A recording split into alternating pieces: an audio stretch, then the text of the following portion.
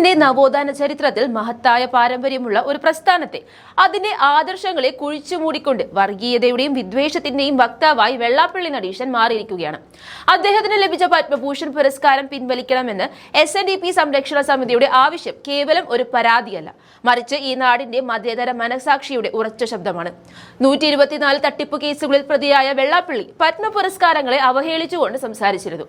അതുകൊണ്ട് തന്നെ വെള്ളാപ്പള്ളിക്ക് നൽകിയ പത്മഭൂഷൺ പിൻവലിക്കണമെന്ന ആവശ്യവുമായി മുന്നോട്ട് വന്നിരിക്കുന്നത് വെള്ളാപ്പള്ളി തന്നെ തലപ്പത്തിരിക്കുന്ന സംഘടനയുടെ ഒരു ഭാഗം തന്നെയാണ്.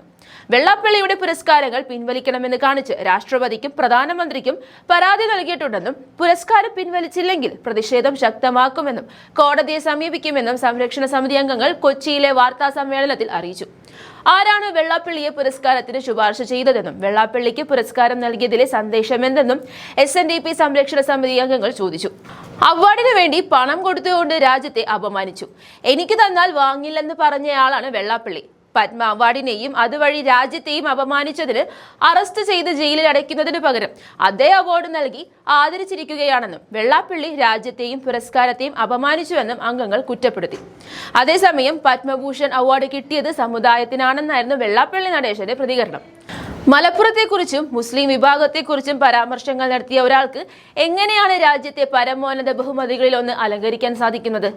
കേന്ദ്ര സർക്കാർ ഇത്തരം വിദ്വേഷ പ്രസംഗങ്ങളെ കണ്ടില്ലെന്ന് നടിക്കുക മാത്രമല്ല, പത്മ പുരസ്കാരങ്ങൾ നൽകി അവരെ ആദരിക്കുക കൂടി ചെയ്യുന്നു.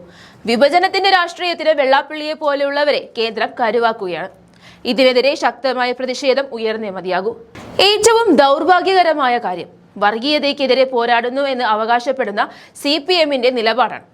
വെള്ളാപ്പള്ളിയെ കാറിൽ കയറ്റിയിരുത്തിയും അദ്ദേഹത്തിന്റെ വിദ്വേഷ പ്രസംഗങ്ങളെ ന്യായീകരിച്ചും കവചമൊരുക്കുന്നതിലൂടെ CPM ആരെയാണ് സംരക്ഷിക്കുന്നത്?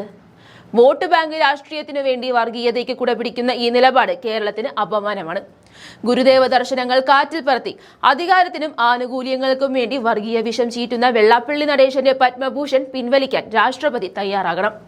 ആ പുരസ്കാരം ആദർശശുദ്ധിയുള്ളവർക്ക് നൽകേണ്ടതാണ്, അല്ലാതെ വിദ്വേഷം പടർത്തുന്നവർക്കല്ല. ഈ അനീതിക്കെതിരെ പതറാതെ മുന്നോട്ടു പോകാൻ നമ്മൾ ഒന്നിക്കണം. എന്തായാലും വെള്ളാപ്പള്ളിക്കെതിരെയുള്ള നടപടി എന്തെങ്കിലും രാഷ്ട്രപതി എടുത്താൽ അത് മുഖ്യന് കൂടിയുള്ള തിരിച്ചടിയാകുമെന്ന കാര്യം ഉറപ്പാണ്.